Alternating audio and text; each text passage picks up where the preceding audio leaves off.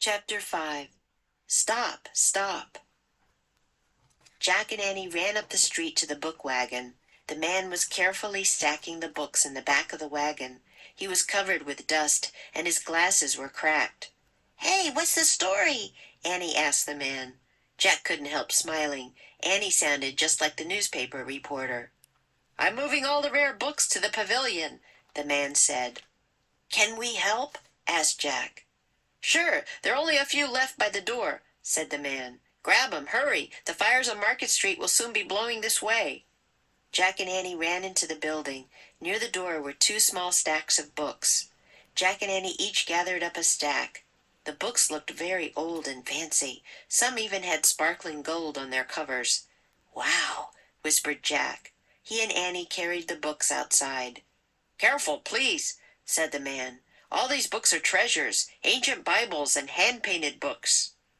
The man carefully took the books from Jack and Annie's arms and put them in the back of the wagon. "Thanks," he said, pushing his hat back. "Run home now. The fires will be here soon." As the horses started up the hill, Annie waved and shouted, "Good luck!" "I bet he was the librarian," said Jack. He opened his research book. He looked for a photograph of the building that had the books. "Here it is," he said. He read aloud. "People tried to save special things, but they did not always succeed. Rare books from a library were moved to the pavilion building. When the pavilion building caught fire, all the books burned. The building that originally held them did not burn at all." "Oh, no!" cried Jack. "Stop! Stop!" Clutching the research book, he ran after the wagon. Annie ran with him. "Stop! Stop!" they both yelled. They ran as fast as they could over the broken cobblestones and up the steep hill. Near the top, the driver finally heard them. He brought his wagon to a halt. "You can't go to the pavilion," Jack cried. "You have to take them back to the building where they were," said Annie. "They won't burn there," said Jack, trying to catch his breath. "The building you're taking them to is going to burn instead." The driver looked at Jack and Annie as if they were crazy. "You kids need to worry about yourselves, not these books," he said. "Go home to your parents. I'll take care of the library." Then the man snapped his reins and went on over the hilltop. "Come back!" Jack cried. They watched helplessly as the wagon bumped down the street over the rubble. Smoke billowed up from the bottom of the hill. "I can't believe it," Jack said. He was close to tears. "We tried, but we couldn't save them," said Annie. She touched Jack's shoulder gently. "All those books!" His voice trailed off. "Hey," said Annie. "Someone's crying over there. Someone with 2 kids. Maybe we can help them."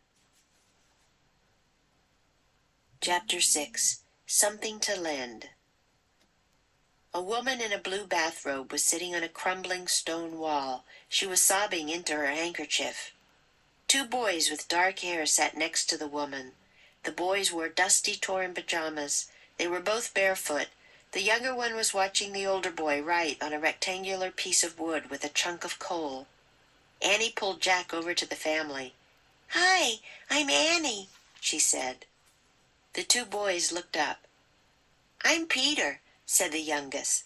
"He's my brother Andrew, and she's our Aunt Mary." He pointed to his brother, then to the woman as he spoke. Aunt Mary tried to smile through her tears. "Forgive me," she said. "I'm a bit shaken up." "We are too," said Annie sympathetically. "The house caught fire," Peter said. "We escaped," said Andrew, "but we lost most of our things." "We've lost our shoes," said Peter. Jack and Annie looked at the boys' bare feet. They were cut and bleeding. "Hey, my boots are just like boys' boots," Annie said. "One of you can wear them." "Take mine too," said Jack. He and Annie started unlacing their boots. "We can't just take your boots," said Andrew. "Then we'll lend them to you," said Jack. He and Annie handed their boots to the 2 boys. Thank you," said Aunt Mary. She started crying again. The 2 boys put their new boots on. Then Peter whispered something to Andrew. Andrew held out the piece of wood to Jack and Annie. Here's something we can lend you, he said. Jack and Annie read a poem the brothers had written on the piece of wood. There is no water, and still less soap. We have no city, but lots of hope. Thanks, said Annie. It's a great gift, said Jack. We needed some hope. It's the only thing we can lend you, said Andrew. Lend? Said Annie. She looked at Jack. Oh, wow! They just gave us the special writing, something to lend. Jack smiled. They could go home now. You should go to Golden Gate Park. That's what a reporter told us, he said to the boys and their aunt. Is that where you're going? Asked Aunt Mary. She had stopped crying at last and looked stronger. We have to go home to our parents, said Annie. Will you be safe? Asked the aunt. Yes, once we're home we'll be safe, said Jack. Thanks for lending us your boots, said Peter. You're good friends. You're good friends, said Annie. You've helped us more than you know, said Jack.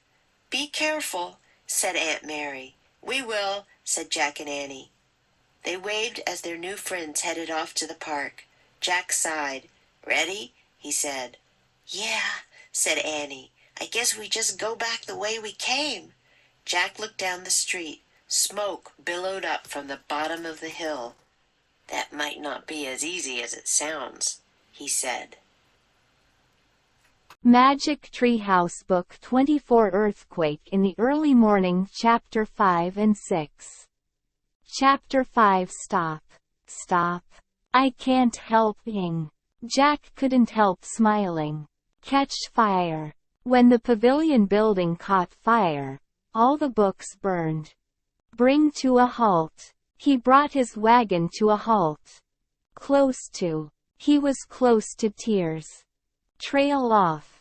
His voice trailed off. Chapter 6 Something to lend. Over to.